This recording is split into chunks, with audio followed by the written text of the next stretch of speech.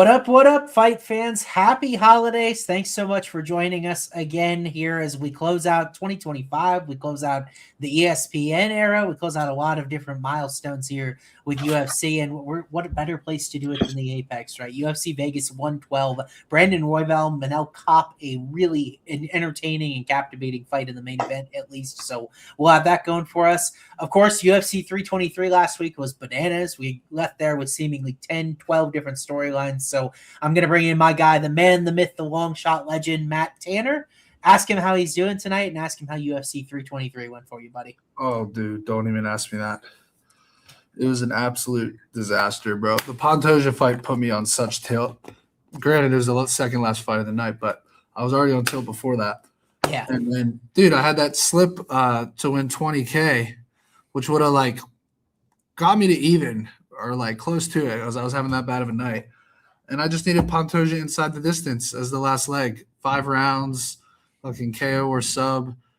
And, dude, it goes out. And that reminded me of the Aspinall Blades 1. Yeah. Different injury, but same amount of time, basically. It was the first 20 seconds of the fight, roughly. Yeah. It was just – I felt bad for Pantoja. I'm actually happy for Josh Van. I'm good friends with Michael as well. He's his main trainer partner. And, of course, he FaceTimes me that night. To rub it in, but really, yeah. I'm happy for Josh Van. I think he's an exciting champ. I kind of liked what he said after because it kind of got misconstrued that he then gave Pantoja his respect and was like, "We can run it back," blah blah blah. But pretty crazy. You did it. What was the end new parlay, Alec, on the co-main and main? We would have 2 dogs. We posted it on Longshots. Oh yeah. And new parlay would have paid nice, Austin. It would have been Peter Yan money line. What did he close at? 4-1? I had plus 350 or 350, so. and yeah, then and then Van was Van took some money. He closed plus 190 or something. Plus 1,500 it would have paid roughly to take both dogs in the co-main and the main. So a little bit of luck involved there. Obviously, Peter Yan deserves his flowers. He fucking looked, bro. That body shot. It reminded me of O'Malley's teep shot on Merab or whatever it was. Merab recovered, but that hurt him. I can't believe. What's your take on Merab's corner, bro? Are they just delusional, Aljo and the head coach? And how could you ever have Merab up 3-0 in that fight? Up yeah, I don't know. Strikes were very comparable, but bro, all the damage was on the Peter Yan side. I don't think there's any benefit at all telling your fighter that you're up 3-0 unless it's so abundantly obvious. Yeah. You controlled 4.5 out of 5 minutes. And it's even the fighter themselves knows they're up 2-0 and you'd be like, hey, play it safe this last round. Other than that, there was no reason in a fight at least that competitive that it could have been that way. I thought Merab got the second round and the third round was kind of close. The safe play, Cash? It did. Safe parlays 1-for-1 on the return. Remind me what it was again, bro. Jalen Turner inside the distance, and then the Henry Talbot fight to go the distance, which was a sweat. That was a nice sweat, bro. That was such a good fight. Yeah, it was. Henry came to fight in his retirement fight. Matt, there's so many little storylines, Matty. I know you and I both were on Jan Blachowicz submission, and we found out in the walkouts, they're like, oh yeah, Jan didn't lift weights for this fight, and I go, well, there goes the takedown threat. Yeah, that was towards the end of round 3. He looks like he could have got there on the sub. If we had another 60 seconds in that last round. Yeah, I didn't like his game plan whatsoever, honestly. Guys, we moved the show to Wednesdays for you guys. We did it a day earlier. It's always going to be Wednesdays. We're doing our best with props because Wednesdays are tough. Even on Hard Rock, I would say 80% of the props are up right now, Austin. I don't know about FanDuel, DraftKings, some of the other ones. But most of the props are up by Wednesdays. Sometimes you have some new fights. I think even the Bobby Green fight, if I'm not mistaken. Wow, that'd be crazy because that one is I might be wrong there. Relatively new. I hate the heavyweight fight has no props right now. I don't know what Asplin's KO is. I was waiting to see what that is. So we'll use whatever sites are available. That's the beauty of the show is we're not tied in with nobody, guys. We can look at any book. The goal is just to try to find value, talk through some of these fights, see what numbers look good, and that way you guys can watch it live. You can watch this show Friday or Saturday before the fights. But the reason we do it Wednesdays now is simply for you guys, even if we're limited on some of the props that we can talk through or that we usually could on Thursday nights. Yeah. Certainly any of the informed ones we have a lot of. We've had a lot of movement on this card, which we'll get into as we dive in. I have us by count at 12 fights, actually 13 because we kept Mr. Joe Anderson Brito today. We'll talk about that as well. Yeah, this show will probably be a little lighter than last week. We went it will be. We'll probably go 75 to 90 minutes, I would imagine, tonight. And I read the comments in the AI TikTok generation of too long, please shorten. So we'll try to keep it more brief this week. Yeah, but those comments, guys, there's a reason you guys can use the chapters at the bottom if you watch after the fact. That's true. You can scroll through. You can tune in whenever you want if you want to come from the main card. But we're going to try to give you guys as much as we can here. All right, you want to dive in, Matty? Let's take a look up at the first fight up on the night here. Ashamedly model eligible here. Jamie Lindhorth taking on Teresa Bleda at 125 pounds. This is high-level Apex stuff. This is what gets us out of the bed in the morning, right, Matty? We got Teresa Bleda coming off really almost a 2-year layoff. She's had some injury stuff going on. If you infamously remember, she was knocked out by Natalia Silva in a prospect fight a few years ago. Got a unanimous decision over Gabby Fernandez that has aged well as well. That's a good win. Yeah, and then Jamie Lindhorth on the other side coming off a win over Vanessa Demopoulos in Canada. That was a good showing for her. And she now at this point a multi-time UFC veteran. So Matty, right now it looks like Bleda's like minus 155. It's crazy. She opened offshore like around minus 400. And then it dropped considerably. Yeah. Seems like it's kind of stabilized here. Over 2.5 is minus 300, as you'd expect in a fight that looks like this. So what do you think about this first fight up, bud? The layout's a little concerning, but I like Teresa here. I'm not big on Jamie Lynn here, or just in general. So really, I'm just looking to talk through some props on the Teresa side. Her decision plus 155. The KO is 11-1. The submission is plus 575. I'm good with decision. I've got Bladed decision at plus 130. I've got Teresa minus 131 to win overall. I'm with you, dude. The big scandal here, like the oh my god, is this fight fixed thing? Is Bleda has a ACL tear that she's fully rehabbed at this point. So like what? I mean, we just saw Alex Perez look pretty good off an ACL tear. Like if they've been through the rehab, I don't really care.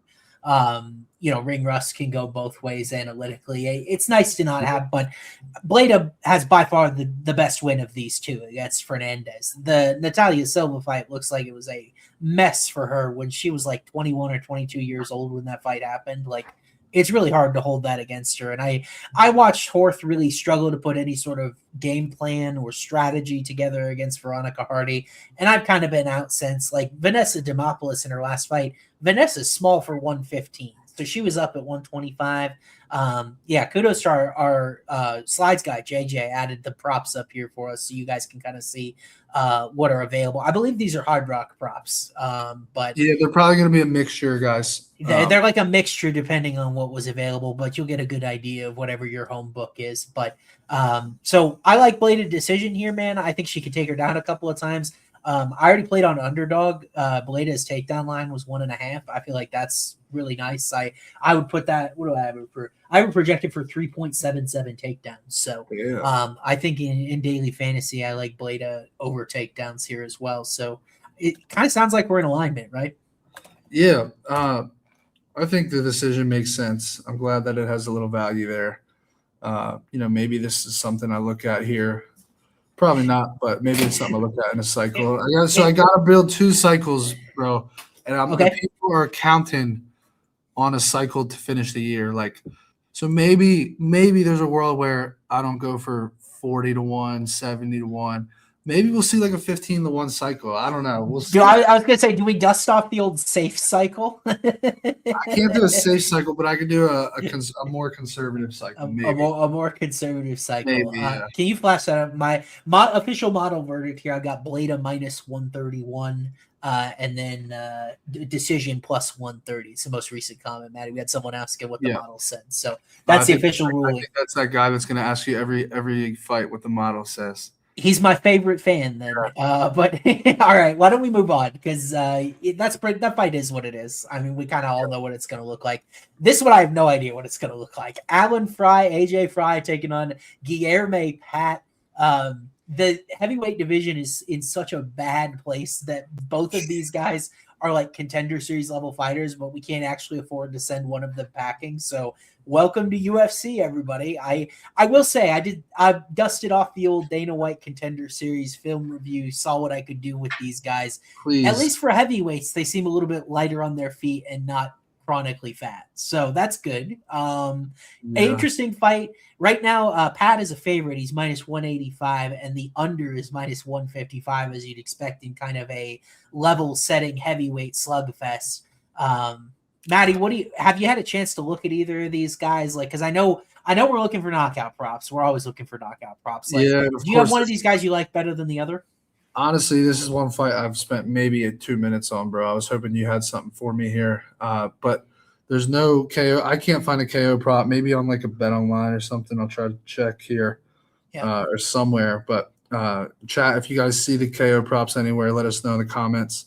But this is I don't have any insight for you, bro. Yeah, I feel like I'm almost out of my element, but I can give you what I've got. So Pat, I guess, is probably getting the benefit of the doubt because he's fought a superior level of competition with LFA in Brazil. Had a really impressive looking knockout in his last in his last appearance there. It was kind of a mounting. I believe he got in the third round as well. Super athletic guy, 6'5", 80-inch reach.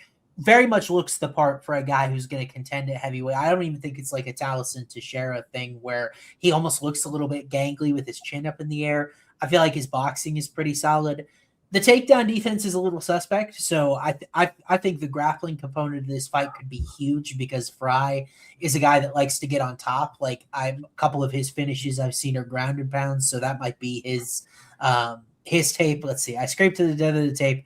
Assume this Allen guy sucks based off the pathetic level of competition he's been given. That was a red flag I had as well. His level of competition. Yeah. He's training out with Derek Brunson, your guy Derek Brunson, at Brunson Fitness and MMA.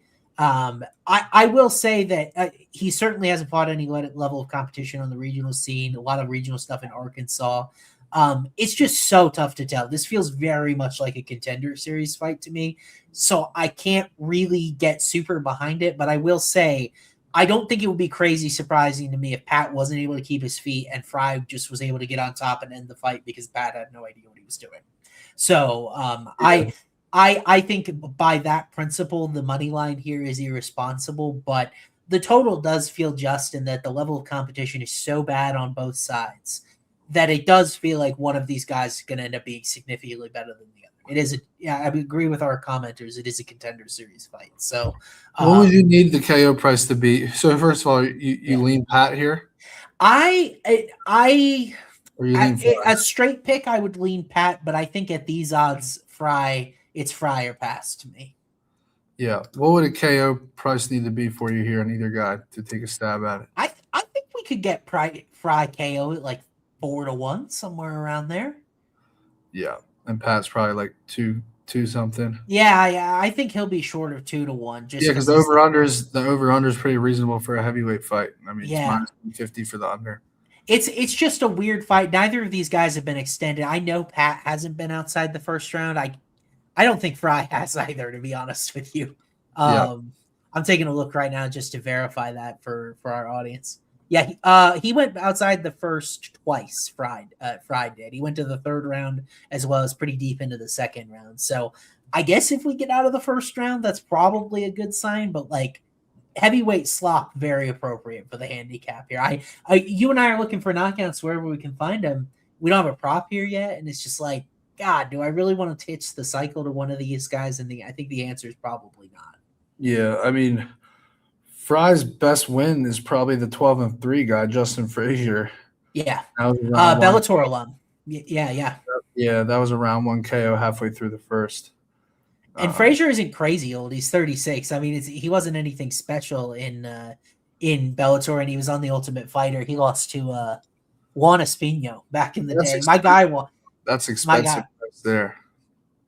That is very expensive for a fight that's only minus 155 under 1.5. Because I think the way to look at this fight is a 2-3 KO angle on either guy.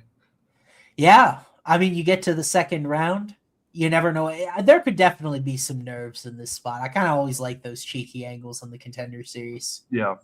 Fair enough. Let's move on. All right. Yeah, let's get the heck out of there. Thank you, Matty. You saved me. You threw me a life vest. This fight much more handicapable, if you will, because we've seen both of these ladies. Luana Santos taking on Melissa Croden. Croden coming off that super impressive finish she got in Canada against Tainara Lisboa. Really turned the tide late in that fight. Taking on a gal, Luana Santos, that's kind of had her ups and downs in UFC with wins, losses, weight issues. She's now at 135 to stay, which I'd say is a good place to be just because the division isn't very strong. So she'll begin her pursuit for this division's crown in this top 10. She's minus 125 or so. I've seen those odds actually really sporadic over Croden, who's really taking a little bit of money. Size should be a dynamic here, Matty. But I guess my question would be, because we've seen her a lot more, what are your general thoughts on Luana Santos with where we say? Because she's coming off a finish of the same fighter, Lisboa, in her last fight. So how do you feel about her? No, that's interesting. And Lisboa had never been KO'd before fighting Croden. Croden KO'd her, and then now Croden's facing Luana Santos, who's never been KO'd. And dude, the number that stuck out to me was the Croden KO prop. Just because, like, it's very short, but it's kind of sneaky too. Yeah, it is weirdly short.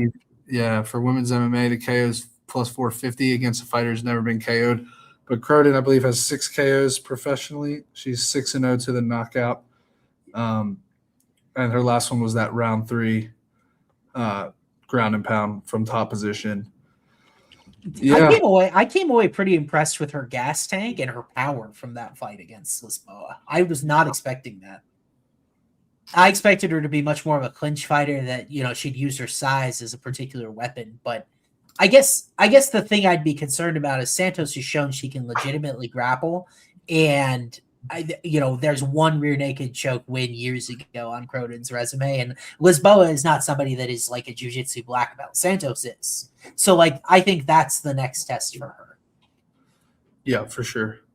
I lean the Croden side here as a small dog, but really interesting. I do. I lean her as a small dog, but the first 3 fights of the night, I hate not having action, but man, these first 3 fights, I just don't see much value whatsoever here. Yeah, I don't think the sub prop for Santos is long enough that I'm interested. I don't think Luana's going to have issues with weight, because that was when she was trying to make 125. Up at 135, you hope that's what happened to Ryan Battle, is he moved up in weight and still had weight issues. So it was like a discipline thing more than anything. That's all it is. Yeah, it's just discipline. I don't think that Luana's going to have issues making weight at 135. She did. I think the problem here is if she's just too big, or Croden's reach gets in the way. But you go back and you watch that first round against Lisboa, Croden was getting pieced up. And that's my concern here, is that Santos has had really good extended performances in 3-round fights. I know the Casey O'Neill fight didn't go with her way, but I love King Casey O'Neill. I don't know if she's fought since you and I broke up the first time. But I think the world of O'Neill. I think her pace and really just her willingness to bite down on the mouthpiece. I think she's still got a very high ceiling at 125. So going the distance with her in a decently close fight where she was favored, I think is a decent showing. And I don't feel good enough about Croden that to say she's not an entry level bum. So I got to watch this line. If it's shrinking, if it gets close to pick'em territory, I might have to fire on Luana. Fair enough. All righty. Let's move on here. Talk about a couple of props. We have props on this one. We do. We got heavyweight slop with props, so it's way better than the first one already. We got Steven Asplund, one of the stars of the Contender Series this past year. Yeah. He was a talker. Fortune, bro. I liked Boris Accio too, but he was talking about sucking Dana White's toes, and he was talking about him an ex-fat boy. He had plenty to say when he was on the mic after the Contender Series against Sean Sharaf, who really late notice circumstances against Junior Taffa in his UFC debut. It was a tough spot. It was a weird fight. He completely gassed out in I think the 6-7 minute mark. Taffa ended up getting a knockout win there. We don't really mess with the Taffa bros in 2025. So it's kind of almost like a level set for both guys. Asplund, coming off the impressive win on the Contender Series, is taking some money. He's minus 205. Under 1.5 rounds here is minus 170, which I think is kind of interesting. So, Matty, do you like Asplund in this spot? It certainly feels like he's the guy that would get the favorable treatment here, but can Sharaf pull the upset? I think he can, but I mean, I can't do it with him, bro. I just can't. Yeah. I mean, what I saw from Steven Asplund, this guy's like a fucking O lineman for the like. He literally is a 6'5". I mean, Sean has almost a similar reach if those numbers are right, which is pretty. I mean, he's a big guy too at 6'3", but Asplund is just a monster, dude. Yeah. I had a huge bet against him on Contender Series, and it lost in the first 20 seconds, unfortunately. But I'm not going to doubt this Asplund guy. I mean, can Sean grapple him up here? I don't think so. It didn't go particularly well against Atafa, bro. Just 12%. And if you can't grapple top, I don't think if you can't grapple Atafa, bro, up, I don't think you're going to grapple Asplund up either. Yeah. I like the Asplund KO, but I don't love the price, obviously, here, -125. Yeah. I do think I'd rather play the under 1.5 here at -170 than the KO on Asplund. Yeah. You know who Asplund reminds me a little bit of? Just maybe this is a little bit of like body stereotyping, but I do think the way he's going to win at heavyweight is very similar to Chris Daukaus, where I think he's going to have a speed advantage over a lot of guys. And it surprised me that he took Guarasaccio out of there so quickly, because in his regional tape, he was like a 2-3 mounting with volume type of guy. And the thing about him is he's got a chin. He can take some bombs, and he did from Guarasaccio in the Contender Series. And that's why I feel like Sharaf is just a guy that is a lot less athletic than he is. And I kind of like Asplund, but like fight starts round 2 KO, round 3 KO, because that's who he was on the regional scene.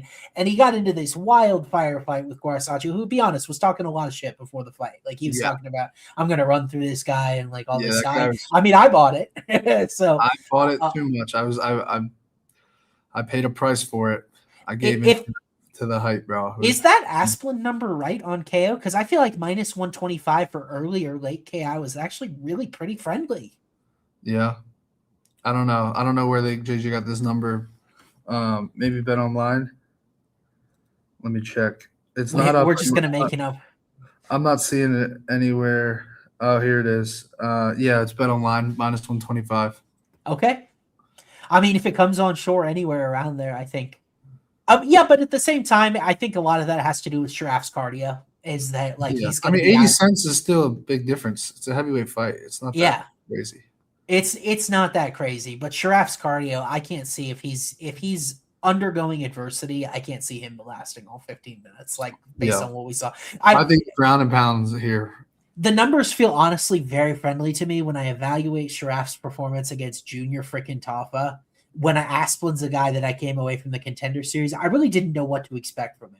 I was pretty impressed in the 20 seconds. Obviously, the numbers are video game, like 42 significant strikes a minute, because it was like a 20-second fight. But this is a guy that when I tell you, remember how hot Daukaus came into UFC because he was getting matched up with these unranked bums, and his hand speed was just way faster, and he was putting dudes out in no time. Like, he put out Rodrigo Nascimento. He reminds me a lot of him in that how he's going to win, but I think he's got a way better chin, just not as good of a grappler. So it'll be interesting to see how UFC matches him up. But I like Asplund and KO, especially at these prices, bro.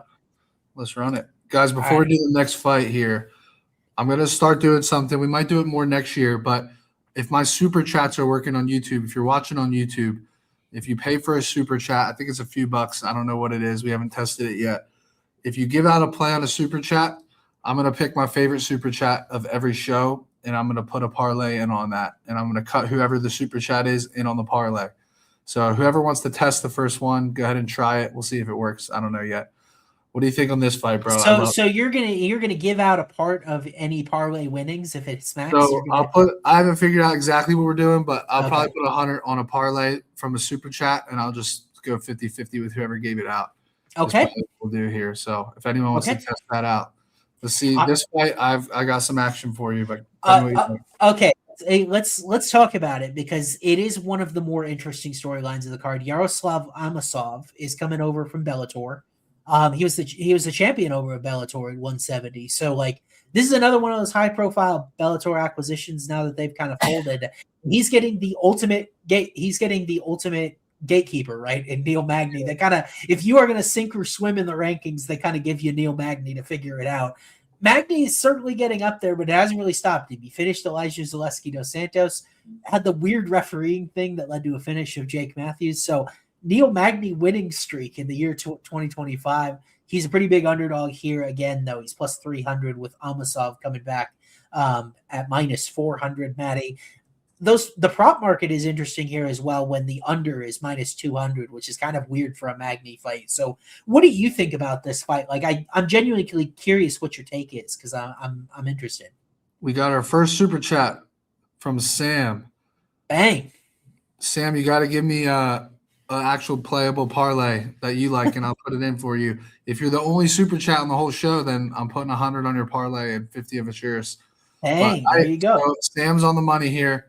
This might be I'm going to try to get a better price here but than what the screen shows, but plus 185 is not bad. I think, like, for example, if you look at the Jake Matthews Neil Magny fight, obviously, do you agree that people were like super high on Neil Magny again?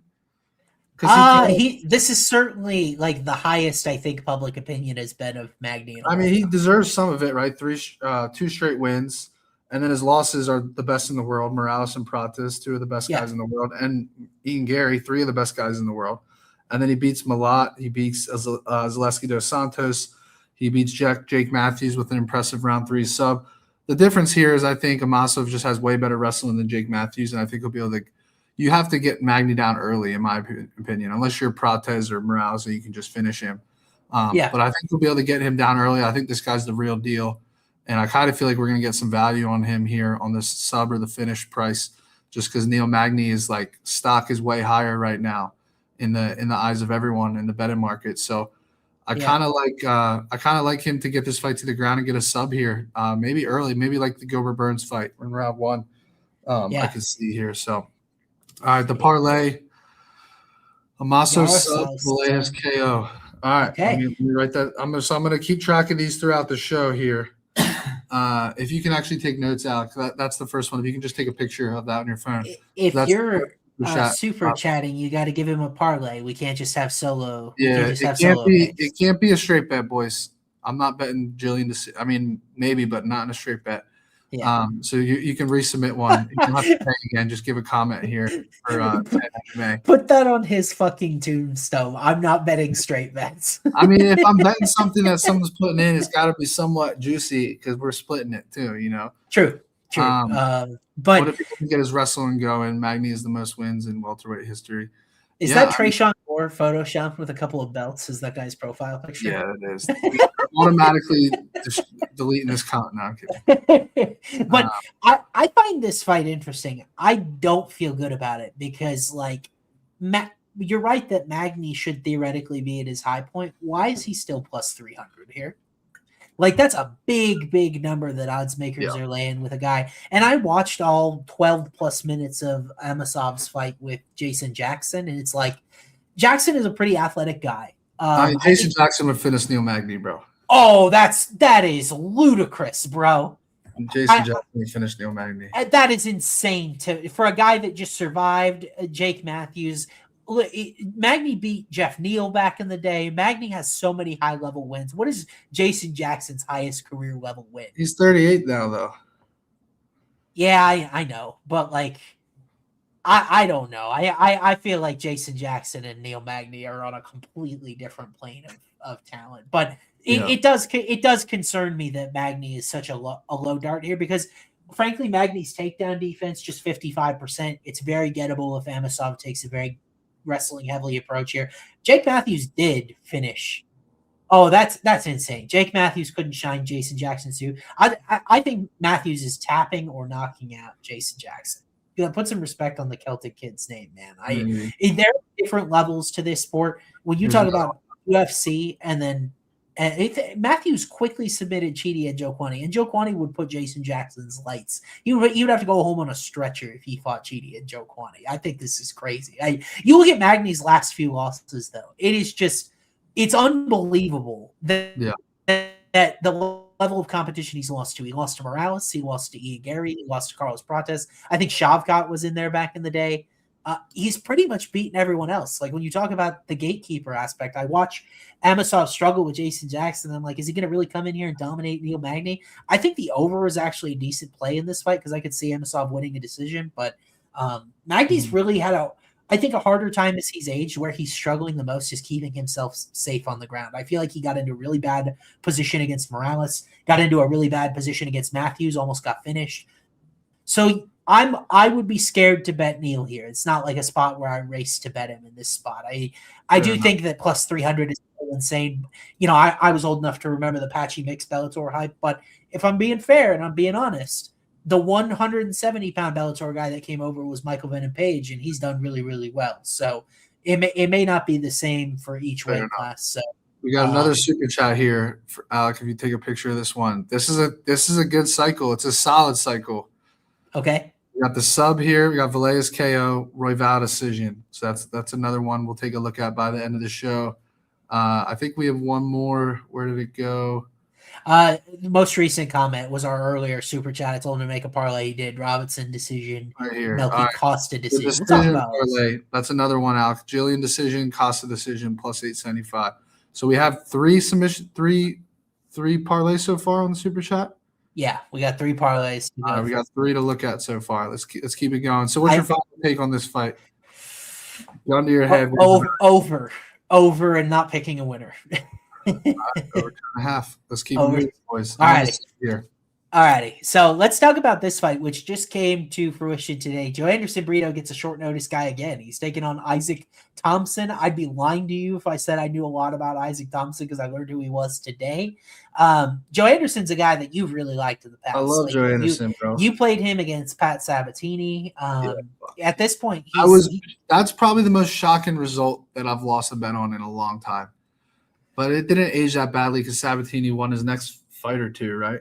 Yeah, he definitely beat Chepe in his last fight. So it didn't age poor. And then you look at the other. I thought there was no way he wouldn't chin Sabatini, bro. I thought there was literally no way. And Sabatini did exactly what he needed to do. You were at the Gomi fight, right? Gomi Brito. Yes. In France. Yeah. I needed that round 2 sub to win a shitload of money, and he fucking got it. I think that was a robbery. I thought Brito won that fight. He should have won 29-28. And that's another one of the loss. And then Bill Algeo back in the day, that was Brito's like UFC debut, and Senior Bill Algeo was Senior Perfecto was he was a different cat back in his prime, maybe than we currently know him as. So what do you think about Brito in this spot then? Like, how are you looking to play him against Melsik Bogdasarian? And we don't really have a good idea of how it's going to translate, but how do you typically look to bet him? I guess would be. I mean, I love his hands, bro. I love his power. I was looking at the KO in that Melky fight. I don't know shit about Isaac Thompson. I'm in the same spot as you, so you guys in the chat, let us know what you think here. This guy Isaac Thompson is, what is he? 9-2. Yeah. 4 KOs, 1 KO loss. Coming off a split decision in LFA. I haven't. KO loss was years ago. In Did this get announced today or yesterday? Yesterday. It was today. Today. All right, we got another super chat. I thought it was today. Let's keep it going. Kevin, round 3, Costa decision. Robertson sub. There's the 4th one, Alec. We got you got to include the odds at least. Try to include the odds when you submit it. That should be around, well, that's probably 40-1, probably more. What do you think, Austin? That round 3 for Kevin is bro, we're going to get to that fight, but like. I'm going to have to look at the total in that fight. I haven't looked too carefully at it, but so you prefer hands? Because I always think I am most afraid of, I think Brito's sub danger is probably his best attribute. He averages 1 submission attempt per 15 flat. He racked up that nasty guillotine on JSP, Jonathan Pierce, back in the day. And he was losing that fight too. He was. And that's kind of that fight. That was when I became a big fan of Brito. Yeah. And then he split Jack Shore's shin wide open as well. So like he's done it a lot of different ways. Thompson hasn't been submitted, also doesn't have like an illustrious grappling history as well. I kind of lean like Brito early sub here. Like that was kind of my very base read. Like it's just so tough because Thompson has actually been fighting. Like he's been fighting in LFA since 21, and then he was like 19 years old. So he's just so far from his prime. He's a team alpha male guy. I don't know a lot, but in general, I would say there are not many featherweights where you comfortably pick the other guy against Joe Anderson Brito, and this is not one of them for me. Yeah. We got another one here, another super chat. Women's cycle, Cronin KO, Bladed decision. Rods. Robertson. Guys, include the odds. Guys, include the odds on these boys. Yeah, that's not bad. That's not bad. The last one's plus 8,500. This one right here. No, before that. Oh, the last one is which one? The Kevin round 3 one. Plus the 85. Kevin round 3 parlays 85 to 1 on the Wow. last one, guys. This one is probably what we got 4 to 1 on the KO. Jillian sub. What do you think here? Lance is crazy like me. You're going 2 women's MMA finishes on one card. You like losing money on those like me, Lance. All right. So I just don't think we have a lot to talk about with this fight. We don't know enough of the odds. I'm going to guess that knockout is going to be a slight favorite over submission here. I genuinely don't know. And I guess we'll just have to see how it progresses. If like when you come to walk in the official cycle, they always say that about you, man. I'm not baked, boys. Yeah, he's not. I cannot smoke weed these days. I smoked a lot of weed growing up, but every now and then occasionally. But actually, this is what I'm on, the pouches. So if that's why you think I'm baked, maybe. Here's another one, boys. Costa sub. Holy shit, this one's crazy. Bigger bets. What's good? Costa sub, Royval decision. Kevin KO. 100 pays 22,000. That's insane, bro. That's insane. Whoa, Costa sub is big. I guess we'll get there and look at it, but I did not expect it to be 10 to 1. That's crazy. That is crazy. All right, why don't we take a look at this one? Because you and I have talked about this one a little bit. I think it's one of the more interesting betting fights on the card. Jillian Robertson taking on Amanda Lemos. I think this is a super high-level fight. Like, I respect both of these ladies a lot. And it'll tell us a lot about Jillian Robertson and her run sort of up the strawweight ladder. Lemos on the other side here is 38. She's coming off. She was able to thwart back Yasmin Lucindo in sort of a prospect sort of rise type of fight like that. I guess the question for you, Matty, is do you think she could do it again, or at least at the odds that present themselves? Because she's plus 170. Robertson coming back around minus 200, and then the over 2.5 is about a pick 'em. So what do you think about this fight? Yeah, I'm really split here. I think Amanda's a really tough test for Jillian on the feet. I really do. But like you said, Jillian's good at this weight class, right? Yep. What do you say? Yeah, at this weight class. She might be too much physically for her. I don't think Jillian's going to sub her, bro. I really don't. I know a lot of people are on the sub. I could see Jillian winning the decision here. But I could also see Amanda just winning the exchanges on the feet. I want to watch some more tape on this one for sure. Amanda's 30. She's 38 years old, right? And yes, she's 38. That's a fair point here. I don't think it's that short notice. Like we've had this one for a little bit now, but like I will say, you mentioned she's good in this weight class. Robertson's 5-1 at strawweight. I think it all comes down to, you remember the loss for Robertson was against Tabitha Ricci. She couldn't get her to the ground. Her stand-up, I think, was rudimentary at that point. It's gotten a little bit better, but certainly if this one was on the feet for 15 minutes, you'd have to favor Lemos by quite a bit. And I think that's the question is she going to be able to ground Lemos? And I don't think Amanda's very good off of her back. Like we saw that in the Weili Zhang fight. And I kind of come back to, I certainly think just in terms of just wrestling and grappling, I think Jillian has as good of skills as Weili. It's just Weili's ability to marry it to her striking that makes her so special and unbeatable at this level.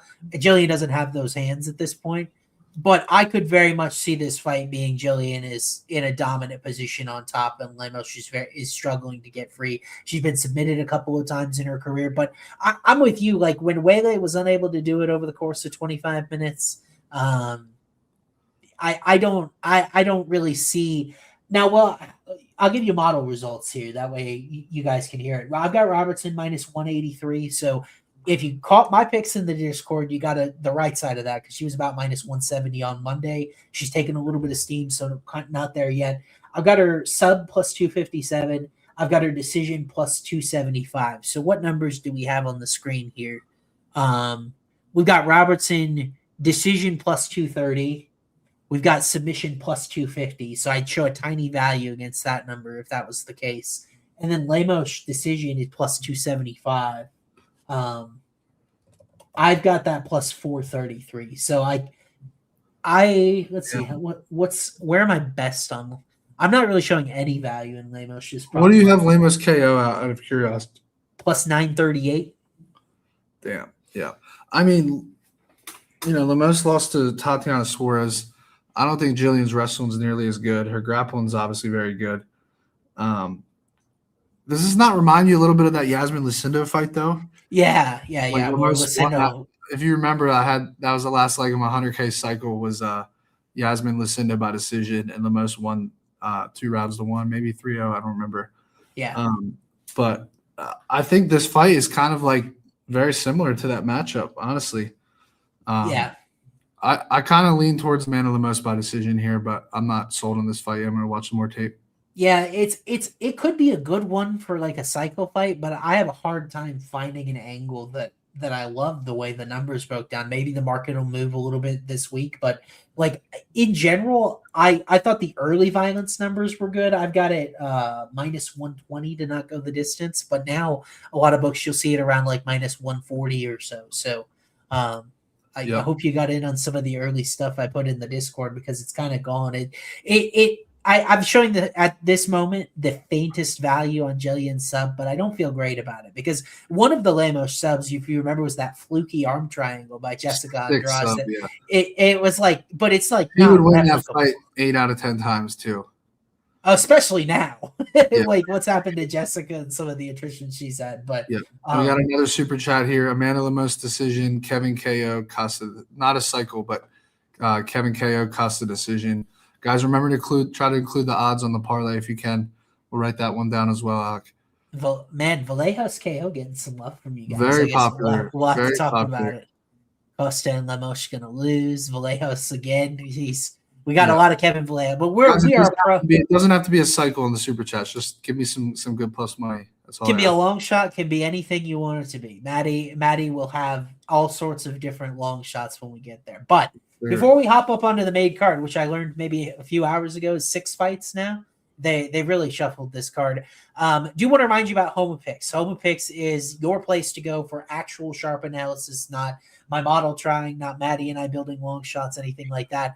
Hayden and Nolan know what they are doing. They are sharps to keep the lights on for us. Nolan's event streak to 8 straight winning events last week at UFC 323.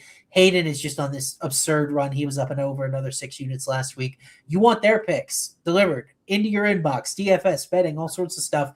Code HOF, 7 days free. You get the last event of the year for free. You're primed. You see what it's all about. You can finish and you can go with it as we move into 2026 when we come back from the break as well. These guys will have some PFL stuff as well. So there's a lot of good stuff on Home Picks and the picks there. Code HOF, 7 days free. And you can try it either at homepicks.com, homepicks on Instagram, or it's on Winnable as well. You can join the Discord as well, which we have a link to in the episode description. And because you guys are listening to the Matty Betts Show, we did this last week. First 50 people to DM the Home Picks Instagram. You got to be following to be eligible. You can get this particular week's picks for free. So some cool interactive stuff we're doing with the audience for you guys, but 7 days free. You can join the team. And it's really honestly not that much for how often these guys win at everything. So respect the heck out of it. It's a good comment, by the way. We didn't really talk about that. That was Verna Janiroba. I mean, that's not that bad of a submission loss there. You're blowing over your own ad read, bro. I'm trying to tell these people how great Nolan and Hayden are. You're trying to break down. Ads, bro. I hate ads. Yeah. Well, I like that ad though. You guys should check that out. But what do we got? It's not even legal to gamble, and I'm up 10K. This is Saeed Nurmagomedov himself. They're not. He said they're not legal to gamble. Don't put your life away, bro. You'd say Bo knockout, Aaron sub, and Islam points 100K or $100 paid 5K. That was a good cycle there. We got one more super chat here before we go to the next fight. Lopez KO. Holloway minus 200 and Strickland.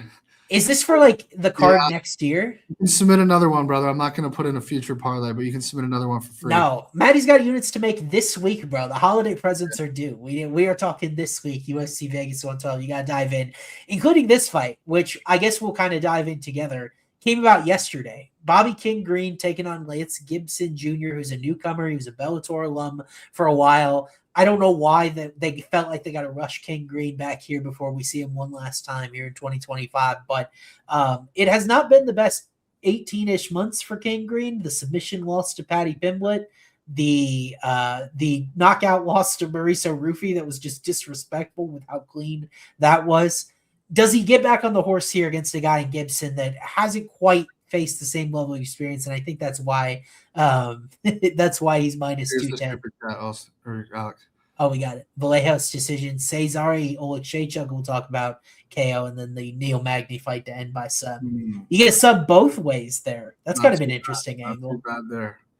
But what do you think about King Green taking on Gibson here? Bro, I mean, Bobby Green should win this fight, but, like, is his chin still there? Like, what does this KO need to be for Lance Gibson for us to take a stab at it, you know? Yeah. What does the price need to be? I know that he kind of walked himself into a submission against Paddy, but you see Paddy's grappling and his size translates to a high level.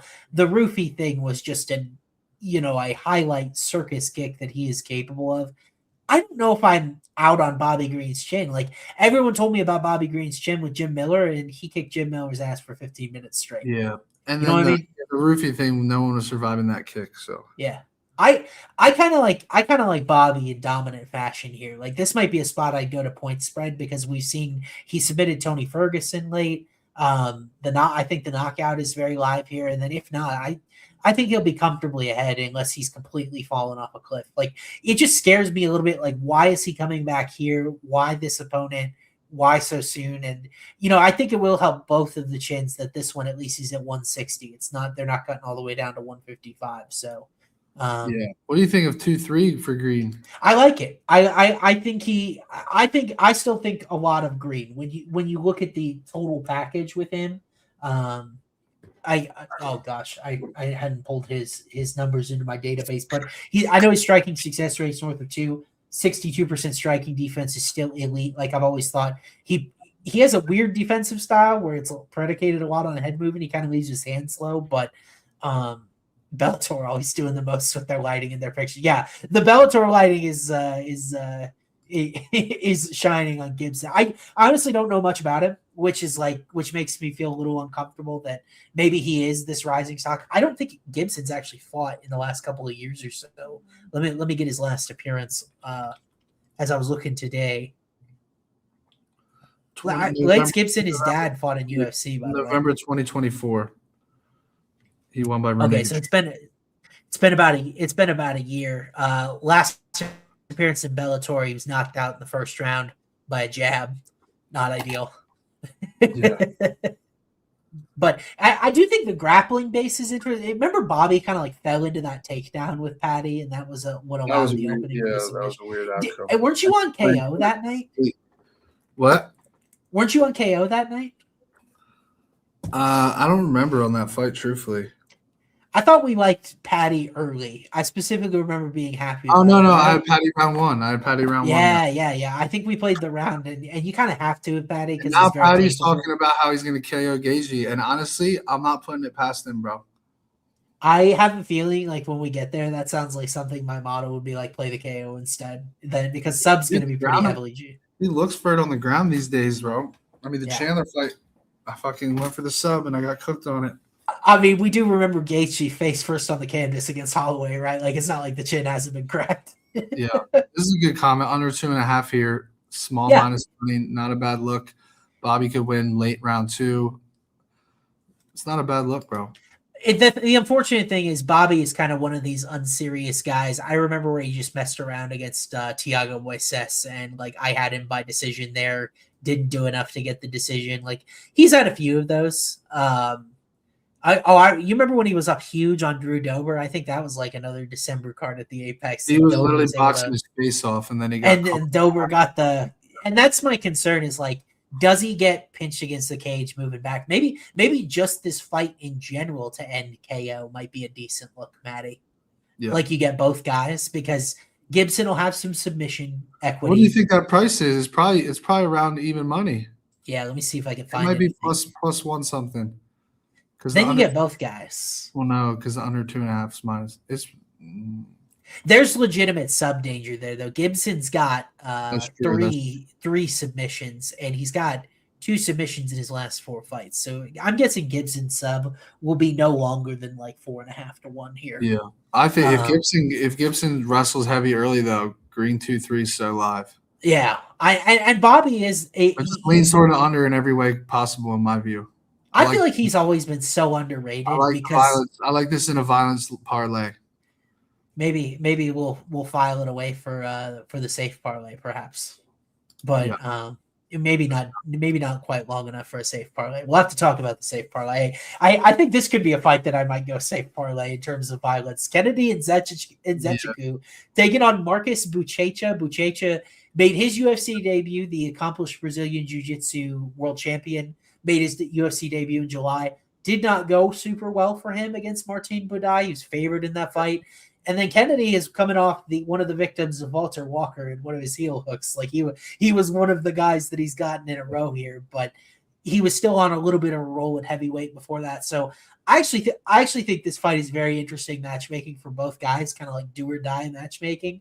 What do you think as money's actually come in on Buchecha's side? This one's closing toward a pick'em. Kennedy's now just like minus 125 or so. So what do you think?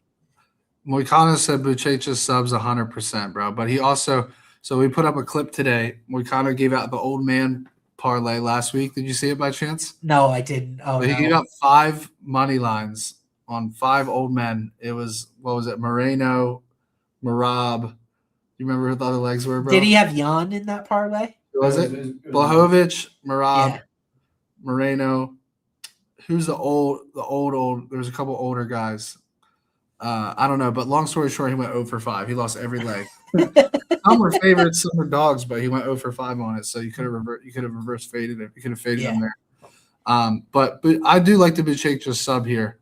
I think Martin Budai is just bigger heavyweight than Kennedy as far as frame and stature. Yeah, and I think Kennedy's a guy that he's just shown he tapped. Obviously, it was a vaulter heel hook. What do you think the Buchecha heel hook is? I mean, do you really think he'd roll for it? I just don't. Maybe. I mean, you kind of remember to some of the stuff Rodolfo Vieira would do early in his UFC transition. It was kind of like that. Maybe he would. Yeah. Wait, we could get this. Could be an exact sub prop, but like I honestly think that Buchecha can get a rear naked choke here. And like I honestly think the world of Kennedy. I like an arm triangle. Like he gets something full mount. Yeah. I can see that too. Let's see what his subs are. So he has a rear naked choke. Bro, he has a heel hook in 2022. Yeah. Holy shit. Can you flash that comment up there though? Because this is what I also believed before his debut about I don't think he's just a BJJ guy. Like on his regional stuff, like he showed decent stand-up. He showed pretty good wrestling. Like he was a pretty high-level favorite over Budai for a reason. And then, like you were saying, I think Budai was just too big. It's, Budai's a guy that he probably goes into that octagon. What does he weigh? Probably close to 300 pounds. Like he is a mountain. He's huge. And Kennedy's just not quite this. Kennedy's kind of like a blown-up 205. Yeah. And like the thing about Kennedy, and I've always been fascinated by his tools, especially 205. God, does he make so many mistakes? He just puts himself in really bad positions. I thought the Walter Walker fight was going to be a layup for him.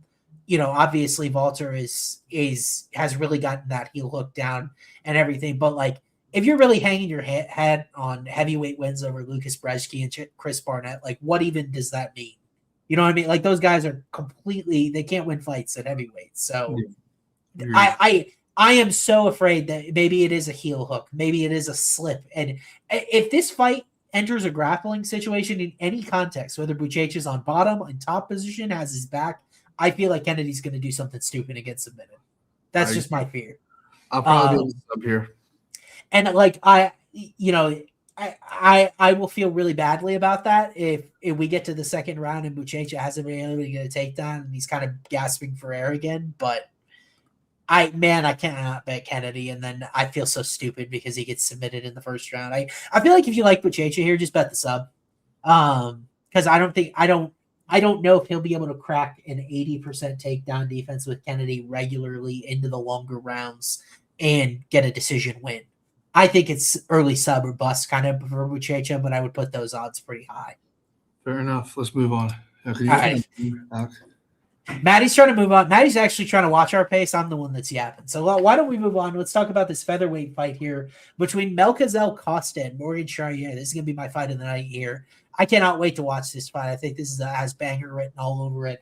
Both guys at featherweight that have really, really high-level skills. They can kind of do it all. Melk Costa going for 4-0 here in 2025. A last-minute fighter of the year candidacy. I mean, Murad's not going to win it, so maybe Costa can come out and do something. I kid, of course. But what Morgan Charrier coming back, this one's almost a pick of it. It's kind of hovered around there. Over 2.5 rounds is minus 205.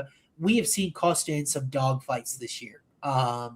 Do you think that this one is another one that kind of is a trajectory to go the distance, or do you have a particular finishing method here? Like, what do you think about this matchup since we know both guys pretty well? So I can get Melky decision at plus 160. Okay. Shire's 5-10 when it hits the cards. I mean, that's 10 decision losses. That's literally how he loses. Yep. You know, and I think Melky's going to win round one. So I think he's just got to win one of the second, or he's got to either win the second or third round. And I do like him by decision here at plus 160. I don't mind it. I think this fight goes a distance, so I don't mind taking either guy. The Shire price obviously is better on the scorecards, but 10 decision losses is, and I get the favorite to win by decision against a guy that's lost 10 times by decisions at decent plus money. I'm definitely eyeing that up for the cycle potentially. I love it. It's not even like that. It's just 5-10 record in decisions. 10 of his 11 pro losses by decision. So he's a guy that's pretty durable, right? Which helps. And we saw his ground game on display in the Chepe Mariscal fight. Really only a stand-up fight against Nate Landwehr. It felt like Nate was kind of turning the tide in that fight, and then Charrier came out like a madman in the third round and ended up getting the finish. I loved Nate the Train in that spot in his hometown, and Charrier quieted the crowd. But in just a stand-up fight, Matty, 15 minutes, just stand-up, would you take Melk Costa or Nathaniel Wood? Nathaniel Wood. Oh, I'd take Costa. That's interesting. But I love Nathaniel Wood, though. Yeah, my point was going to be is that I feel with the way that Nathaniel Wood soundly beat Charrier for 15 minutes, I respect Melky's stand-up now to a point where I would favor him pretty heavily in a 15-minute striking match. And I think he's got the submission danger of these two guys as well. So I like Costa here. I've got him minus 192, which is, my model doesn't love favorites, right? Like that's that's nice value. I'm not a favorite guy, but I've got him minus 192, and then I've got decision plus 118. So showing good value on the decision prop as well. I like it. Dang, quick, efficient. Maybe perhaps the performance in this room, bro. So I'm dying right now. I don't know why the AC's not working. In Florida, that's not a good thing. But it's usually super cold in our office, but this is the one room that's fucking hot for some reason. Yeah, I'll try to get you through it. How about we go to this middleweight one here? The other Oleg Shaychuk, Cesare Oleg Shaychuk, coming off the Contender Series, had the impressive knockout there, taking on a guy in Cesar Almeida that way back in the day went 9 competitive rounds with Alex Pereira. He's had a pretty darn good UFC career as well. Last we saw him was that crazy knockout of Durzak Al-Hassan, like one of the knockout of the year contenders last year. So Cesar versus Cesare here in this middleweight battle. Who you got with Oleg Shaychuk a minus 205 fave? Bro, you have no idea how badly I want to get there on Cesar Almeida by KO, because I can get like plus 4 something on it. But he's been hurt. He's been hurt on the feet. He rallied against what's his name, Hassan, and he had a nasty left hook that fucking put his lights out. It was sick. But this guy Cesare is good, man. I like the fight to end by knockout minus 150 range. I think that's not a bad look. Yeah. It's interesting. The over under here, over 1.5. It's set at 1.5, which is like, I would have thought Almeida absolutely could be like a decision sort of target here potentially, but it's a little suspect that that's set at 1.5 and you get plus money on the under. I don't know. I feel like if this fight goes under that, it would be very good for Cesare, right? The younger guy, really powerful. Where do you think his skill ranks relative to Michal, his brother? I think he has more upside, honestly. I think they fight the same way. Yeah. But I mean, Cesare's 25. How old is Macau? He's definitely closer to 30, and that was going to be my question. Is like, they do fight similarly, but I think at this point in time, I would say Mihal's a little bit more of a complete guy on the feet. I feel like his defensive fundamentals are a little bit better. Yeah, the thing with Cesare is I don't think he's gonna blitz Almeida the way that Alisson did and be open for that counter shot. He keeps a very high guard. Sure, he comes forward. He's southpaw, right? I believe. Yeah, he's got a nasty left hook or left straight. I'm torn here. I like if I'm going to do a conservative cycle this week, there's actually a lot of good options to take both ways, like KO here, sub and some fights. But I love Cesar Almeida though, dude. I think he wins that rematch if he fought Kopylov. I was disappointed with that result, but I love this guy's kickboxing. He's fucking good. Yeah, my general feeling is like, man, and maybe this is super amateurish and like way too oversimplified, but plus 175 in a fight where the guy's not going to try to take him down, that feels like really good value. You think there's no way he goes for takedowns though? When you saw his highlights on the Contender Series, there was some grappling stuff. Even Kopylov went for takedowns against Almeida. Yeah. I mean, Kopylov's shown a little bit of that. Like he tried to get Costa down. Kopylov did. It didn't go particularly well for him, but I don't think Almeida's takedown defense is horrible. Like he's probably improved in about a year that he's been off as well. Oh, we had a super chat that come through, but it was blank. You got to give us a parlay. Yeah, you got to give us it, or you can just donate to the channel. I appreciate the support. Yeah, absolutely. We appreciate that too. But watch this fight. He's going to win by KO. We got a split chat here. Some people really like Cesare. Some people really like Almeida. I just feel like the age is big though. I think the age is the biggest X factor in this fight. 12-year difference. The chins, the wars that Almeida's been in. I want to get there on Almeida KO, but I'm really struggling with it. I think Cesare is going to get him out of there. Yeah, and the other thing here is that I would think that they're trying to push Oleg. They definitely are. So, and this would be a huge win for him if he got it. But I kind of like over 1.5 minus 135 at that price. Maybe the value there is coming from that they think Oleg Shaychuk will knock him out quickly. Was he really hurt in that Abdul fight? I didn't remember that. Yeah, he got hurt. He got tagged. Oh, okay. I don't have a model result on this guy. This is Oleg Shaychuk's UFC debut, so not model eligible quite yet. Fair enough. But I do have a model result here. We are already at the co-main event at featherweight between Kevin Vallejos taking on Giga Chikadze. Matty, we're a very pro Kevin Vallejos podcast. We loved him on the Contender Series. I mean, the dude was a savage to go 15 minutes with John Silva in a fight that felt super, super high level at the time. It definitely was. Now Vallejos stepping up, trying to get a ranked number against Chikadze, who's lost a couple fights in a row to other high-level guys. Vallejos certainly has gotten some love and attention. I think young guy versus old guy is going to do that. He's minus 300 to win here, Matty. What do you think about, I guess, the prop market in this one? I should ask as a clarity if you're picking Vallejos to win, and then kind of what method would you lean if a couple of short outcomes in the prop market?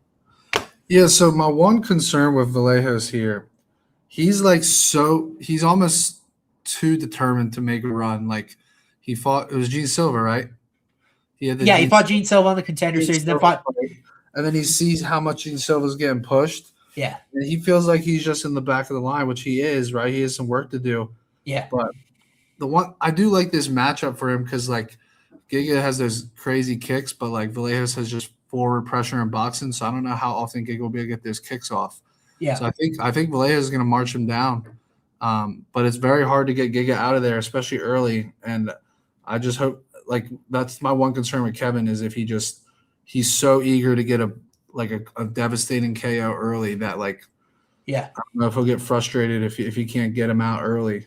And Danny Silva, I think you were spot on in that Silva versus Kevin fight, right? Like I think a lot of people were chasing that KO, but Danny Silva's so durable, bro. Yes. Never been put away by strikes. But Giga, he's 37. There's another huge age gap on this card, 13-year difference. I think I am Vallejos by decision, but I'm starting to get there on the KO, truthfully. But I do have my concerns for sure here. I mean, Arnold Allen didn't put away Giga. That was in 2024, July 2024. I think Early this Kevin year he can fought get Arnold. the KO, but I think it's going to be hard. I don't think it's going to be easy. Plus 190. Jeez. What can I get? I'm very uninspired by the prop market here. Yeah, I will say, I have too. yeah, you know, my model, like, now when I rebuilt it, like I've tried to improve it and make it better.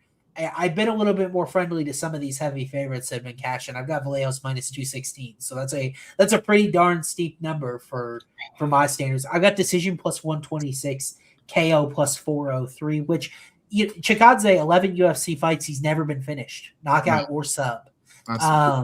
And the thing that I think is paramount here is, does Vallejos wrestle? Because he got a couple takedowns against Silva. That's how we saw Onama get through Chikadze. That's how we saw, Arnold Allen wasn't overly successful with them, but like he did mix it in. Like I think I lean Vallejos decision here, just because it's so hard.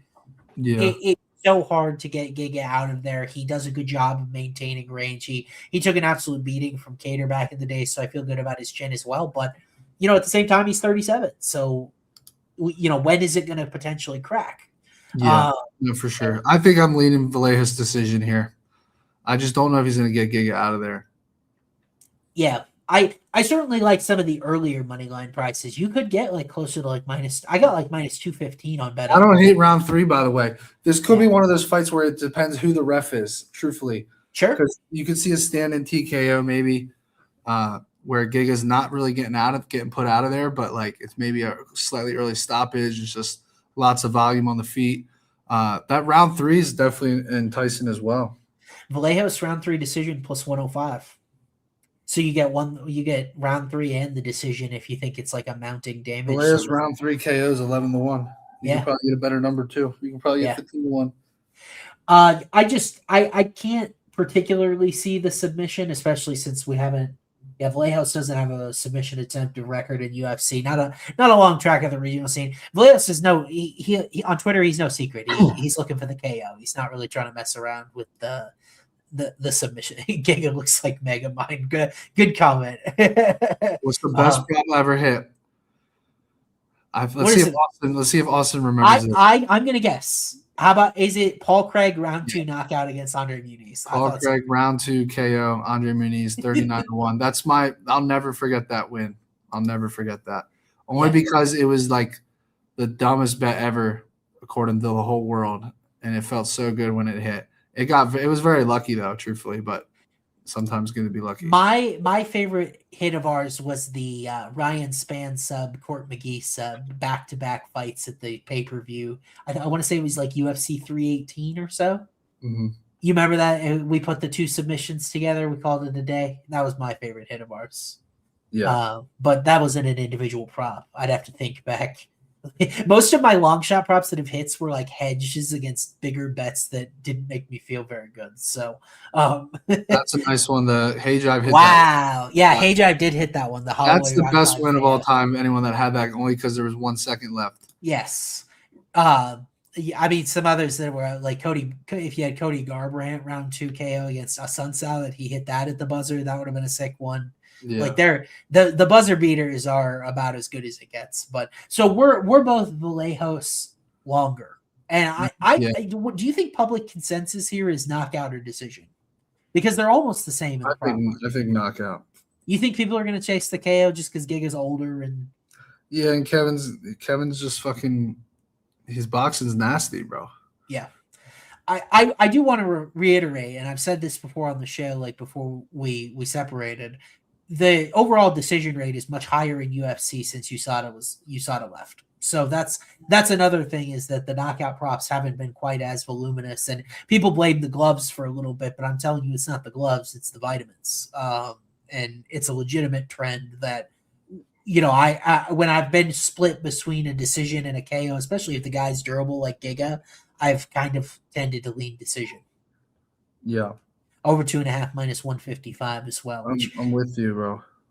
I want to make sure I'm not overlooking Giga here, but like my model's not super convinced. He doesn't win a lot of minutes. It feels like a long time since he's put together like a super impressive performance. Like you think back to the Edson Barboza main event. I just don't. If he wins, I think it'll be a really ugly, disappointing performance from Kevin, where he stays on the outside, far away from him. Fair enough. All righty, main event time, brothers.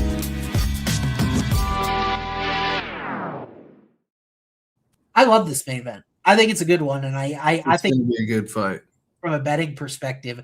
Brandon Royval taking on Manel Kape. I've got a Royval comp for you, but both of these guys, super impressive wins in the last 12 months on the calendar. Royval, fight of the year contender against Tatsuro Taira. Back and forth. We saw what a monster Taira looked last week against Brandon Moreno, and Royval went into the lion's den and came out with the head on a platter there. And Manel Kape got the win over Asu Almabayev, was able to stuff all the takedowns, get him out of there. I think it was round 3, right? If it wasn't round 3, it was early, and that was the second straight KO win for Kape, who's really started to build on his potential in this flyweight division. A lot of people have always seen him as a contender for the belt. Now this is a chance to really make a statement, and like who knows? We think it's Van versus Taira next, but if Manel Kape does something crazy here, or Royval does something crazy, maybe it's something else. But what do you think about this fight here with Kape minus 300 as a favorite, and then the over 3.5 is minus 140? That's a big number against Randy Royval. But yeah, so both guys actually have more losses than wins when fights hit the scorecard, which is pretty crazy. Royval's 4-6 when it goes the distance. Manel Kape is 3-5. I just think that for as durable as Brandon Royval is, I think I'm getting the more, I don't want to say more skilled guy, but like I think the cleaner striker who can win like find the more damaging shots over 5 rounds here. I like Manel Kape by decision, plus 265. I think that's a good number against Brandon Royval. Yeah. You and I are a little bit split on this. I mean, I could not believe my model result here, but I kind of like it. Is that like, here's my comp for Brandon Royval. I think he's the striking equivalent of Anthony Hernandez. Unrelenting pressure, never gives the center to anybody. His fight with Josh Van, he landed over 76 significant strikes per round. So that would put him in record just behind Max Holloway against Calvin Kattar territory in a 5-round fight. I don't think that Manel Kape, with how much weight he cuts, with how big he is for the division, is capable of maintaining the same pace that Josh Van is. So I don't want to say I feel like Kape is KO or bust here, but I do feel like Kape is KO or bust here. And I actually love a specific angle to this fight. I've got Royval minus 110 win. I've got him about 52.4%. I've got Royval decision plus 246. Kape decision plus 368. So I'm with you that a little bit of a majority of the time it hits the cards, and then Kape knockout plus 430, and then sub plus 464 for Royval, which like Royval's a very high submission attempt guy, but he hasn't really submitted a lot of high level guys. So I think that's my model looking at some. Kape went the distance with Pantoja, with freaking Muhammad Makayev. He didn't been subbed since he got subbed in 2020. It was Kyoji. He got subbed in 2017. Yeah. And then I don't even see any other sub losses. It says 2. And Kyoji's a fucking beast. Dude, he's a monster. I love that guy, except he cooked me for 100 G's because he didn't win the decision. He won by finish. Yeah. But yeah, we're definitely split here. I think Kape can win a decision for sure here. I think you're going to see some moments where he's in danger, maybe on a front choke or ghillie or something, but he'd get out of it and land ground and pound. I definitely like Manel Kape by decision here. Any concerns about Royval's chin? Yeah, he took a lot of shots in that fight, but I think he took about 205 significant strikes before he fell over. So, like, I'll give his chin the benefit of that. Those guys were trading in a phone booth, giving each other CTE that was a great fight. Yeah. 13 minutes straight. Maybe that is the difference. But I feel like when you are in the elite shape that a guy like Anthony Hernandez is, you notice Fluffy can take shots. And Royval, to me, can take shots. It's because they're just in this elite shape where I remember when I was in Denver, like with Factory X, like I would go around and I'd ask some dudes and I'd be like, you know, who's like the gym rat, the gym warrior. Everybody would say Brandon Royval because this dude would be running up Red Rock stairs or doing some odd crazy shit with cardio that you just literally couldn't even believe. And I believed it when he went into Mexico City and beat Moreno over the course of 5 rounds, which is crazy pace and volume. I honestly, the DFS apps, it's a gift here. They're giving you like 84.5 significant strikes. Because if you think the total is about right, or you're going to get him into round 4, I guarantee Royval's going to be over like 150, 160 significant strikes. Yeah. Just based on volume. And I agree with you. I don't even think it's subjective. When you look at the data, Matty, Kape's striking accuracy is 14 percentage points higher. His striking defense is 14 percentage points higher. He's a lot better than Royval is in terms of like making his strikes count.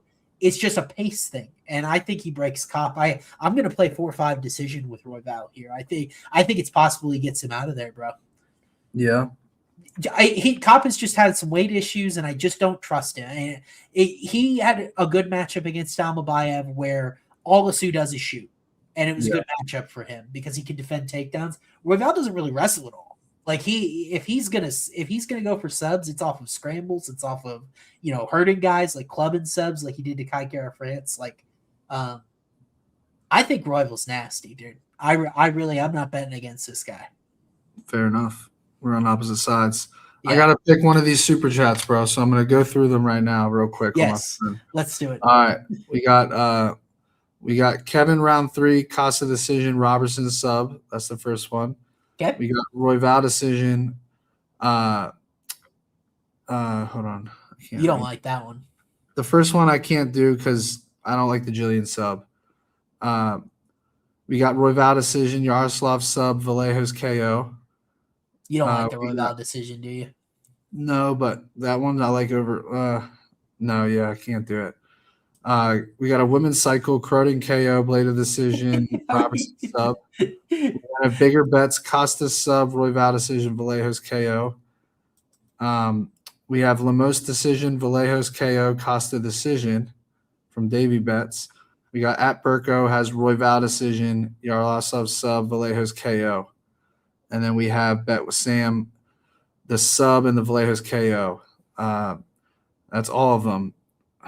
There's also Robertson decision. Which one? There's also Robertson. I'm missing one. Decision. What is it? Yeah. It's Robertson decision and Costa decision. Robertson decision, Costa decision. I think I might take one of these and just tweak it slightly. You gonna cut in 2 people? No, I meant like take one person's parlay and just make one small adjustment here. That still aligns with them, but is maybe. Here's what we're doing, boys. At Davy Bets. Davy Bets gave out. He gave out Lemos decision, Kevin KO, Costa decision. That's what he gave out. Yeah. I'm going to tail this one, but I'm doing it this way. I'm going Lemos decision, Kevin money line, and Costa decision. That's what I'm doing. Oh, okay. This is what I'm going to take. Davy Bets, we're going to be splits on this. This is a $100 bet. Let me put it in real quick. So $50 is going to be your action. 50 is going to be mine. Let me put this in real quick. We got. And if it cashes, you split it in half and he'll send it to you. Amanda Lemos decision plus 375. Costa decision plus 160. And then I'm going to take Kevin on the money line just because I like the decision. He's on the KO, but I can see both. Where's that price? Minus 375. Plus 1464. 100 pays 1564. So I'll round up. I'll give you $800 if that hits. So Davy Bets gets take a picture of this as Alec. Davy Bets gets 800 if this hits. Lemos decision, Costa decision, Kevin money line. If that smacks, Davy Bets gets $800 Zelle or PayPal. That's the just like that. A little too late. We just got a super chat. Jillian decision. That's not bad either. That's not bad, but you're a little too late, bro. Frog Prince CEO. I'll let you do a free one next show. It's in 6 weeks, so you're gonna have to remind me. Guys, try to get your super chats in earlier next week. We're gonna do this one: Lemos decision, Costa decision, Kevin Vallejo's money line. I like it. Davey and I can slap it, bro. Let's do your safe parlay.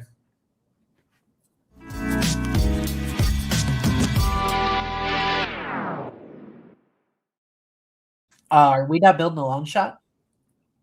You were so close to your We're show. doing both, yeah. I'm not doing the cycles on here though. I'm gonna put the cycles out tomorrow, but I will do a long shot. Well, why don't we do your state parlay first since you hit last week? Yeah, we do that. I do that. I do this, Matty. I do this. That's what the NFL players say right now, right? I do this. All right. I know we got a violence leg in there for sure. Right? I know you had the under 2.5. I was looking at Kennedy Buchecha to not go. It's minus 380. Oh, that's a good number. I see minus 425 here. Yeah, the question is, do I want to get incredibly greedy and go doesn't start round 3 at minus 174? I think so. I think you do. I don't think that fight is getting out of the first 2 rounds, and I would play Buchecha early sub, I think is the angle there I would play. So I like that. And then let's see, is there another? So fight this reach round 3, no. Minus 175. Yeah, it's a pretty decent price, I think, all things considered. You really just need one more leg. Yeah. And I'm looking. Dude, there's another violence one we liked, isn't there? What about, was it that? No, it wasn't. It was. Well, I mean, like, I don't have props on Fry Pat yet. Yeah, so. yeah. No, but there was another one I thought. Hold on, let me look.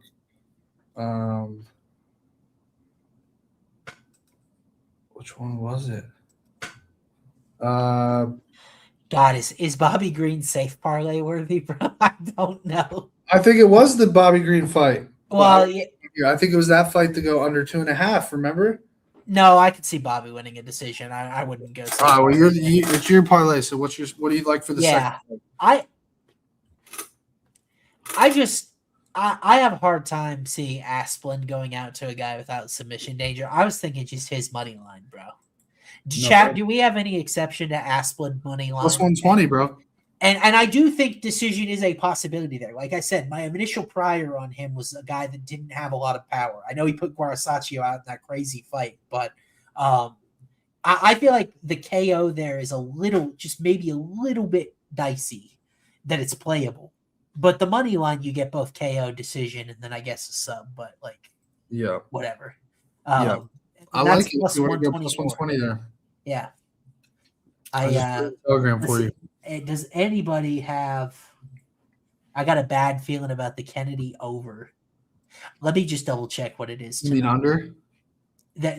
Someone put it in chat. They don't like the under. Oh, see, if I just take it to get to round 3 and I get all of the third round, it's minus 125 just for that Kennedy fight to not go the distance. I wish I had under 2.5 rounds, but the round prop set at 1.5. No, I can get under 2.5 for you if you want it. Sure. Let me. You're right. What am I doing? I'm. All right. So under 2.5 is minus 275. Okay. Asplin money line minus 250, minus 110. You want it? That sounds. I'll put it in for you, bro. How much you want on it? Well, hold on. Let me see how much.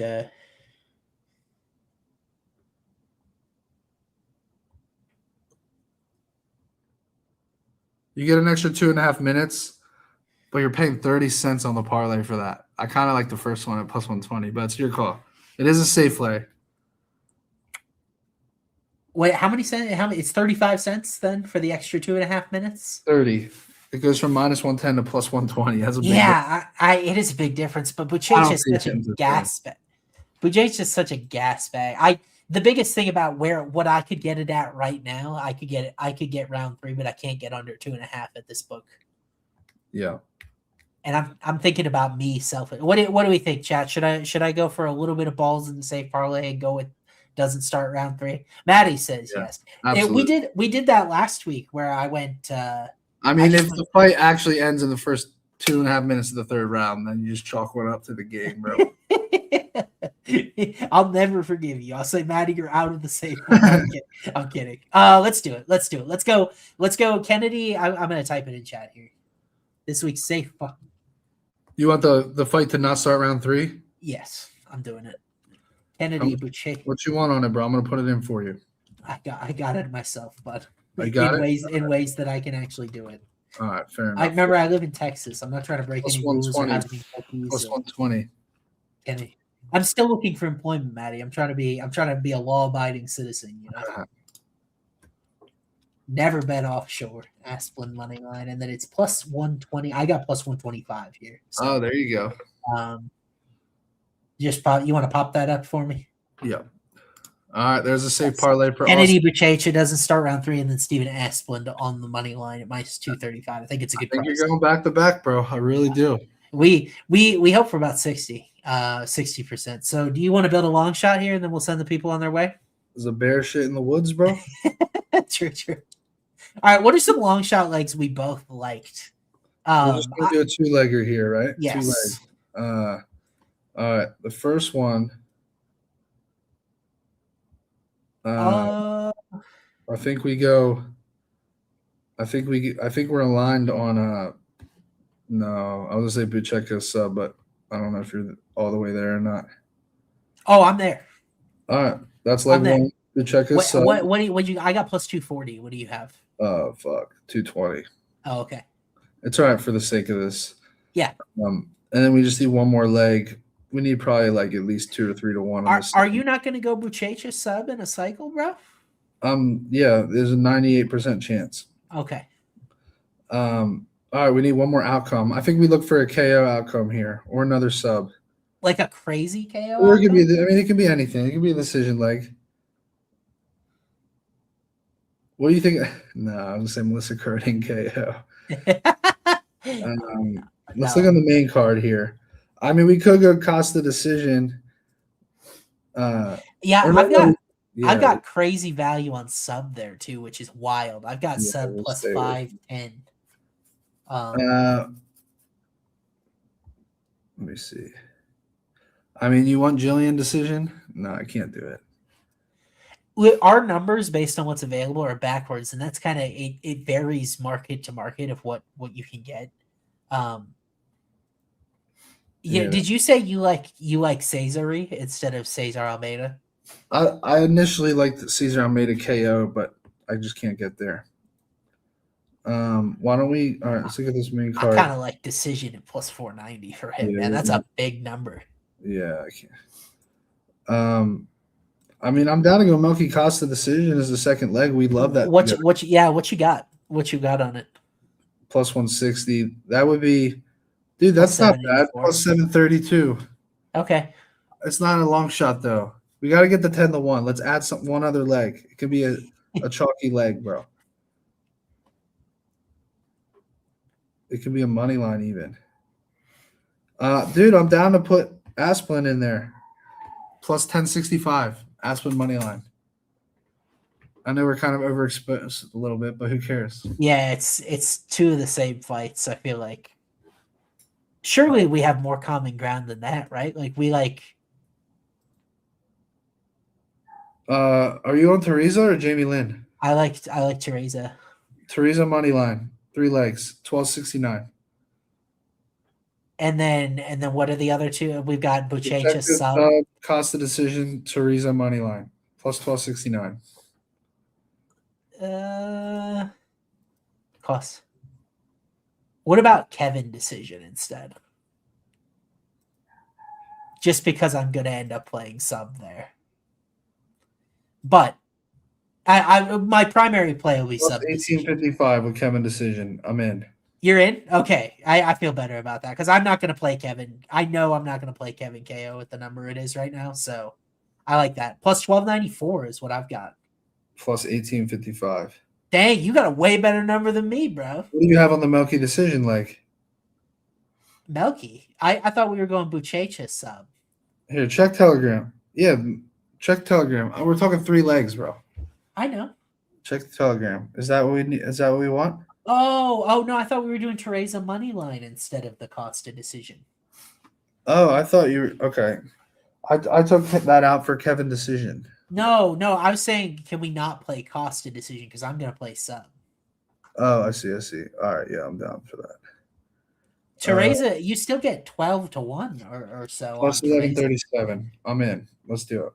Okay, so that's all you get. Yeah. Look at this, dude. What book is it? I don't want to say it.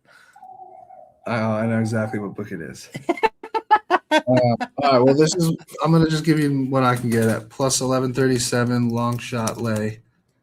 Plus 11. I thought you said plus 737. Okay, that makes more sense. Yeah, 11-1. I like it. Bleda money line, Buchecha sub, Vallejo's decision. I really like that. Yeah. There it is. That's the long shot lay for the show. Absolutely, I'm down. I'll go lock that in a minute. I can. 2 for 2 here. I like that a lot, actually. Dude, the long shot last week was so close. That's not right. You banged Ferreira decision, and we missed Tyra decision because of the finish. That's not right, boys. Ignore that. That was Kevin Moneyline I wrote by accident. Plus 1137. Kevin decision. Buchecha sub. Bleda ML. There it is. That's the official long shot, boys. Yes, there it is. Plus 1137. I like it. You can get 12 or 13-1 elsewhere. Let's run it, bro. Man, that's the last parlay of 2025 for you and me, too. Cheers to many more as we. I'll have about 20 more though coming. Yeah, that's not your last parlay, but that's our last show. That's going to end the show with. How much money are you putting on Jake Paul by KO, bro?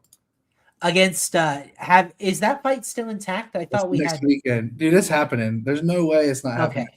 Jake Paul don't give a fuck, bro. That's gonna do crazy numbers on Netflix. If he gets KO'd, which he should, he don't care. I respect it. I respect it a lot. I like Joshua decision in that. I think Joshua's gonna stop it. I think Joshua's gonna carry him. Stop it. I do like a Joshua late angle though. Like this is a mega fight on Netflix. Like, is Joshua really going to come out and starch him in the first 2 rounds? I don't know. So I think that fight goes a little bit longer. He carries him, but then the ref calls it off, dude. Joshua's going to put it on him. How many rounds is that fight? Do you know? 8-round fight. How many minutes per round? Oh, he's so carrying him. 8 3-minute rounds.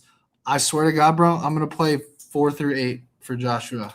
Can we put the safe parlay up there? We got some folks. I just put it back in chat. Matty. Yeah, there she is. There's a safe. They want the one that's gonna hit. They want that. They want that safe bank. Safe parlay, long shot play. Safe parlay, long shot lay. Take a screenshot, boys. We'll put it out on Twitter or something as well. Yeah, it's gonna be in my Discord as well. I put it in there last week. It's an actual fight, boys. This is a real fight. Yeah. And I think Joshua's going to carry him. But yeah, that'll be a good. Hey, should we do like a 10-15 minute show for just that fight next week? Might have. That's more like a TikTok live or an Instagram. I want to see what those round props are real quick. I don't know if they're up or not. Probably not. The rounds probably aren't up yet. I mean, dang, we've known about it for months. Yeah, but it's just like money lines and totals, I'd imagine. I don't know if it's up on here. Yeah. Joshua points a decision plus 500. That's what my goodness. Joshua KO is minus 450, bro. What could go wrong? Care. It's fake. Yeah. The draw is plus 1750. You got to be kidding me. Because Jake, the way I see it, Jake Paul leaves that fight with a stock up if he goes the distance. He leaves with positive stock if he goes more than 6 minutes. In my view. Yeah.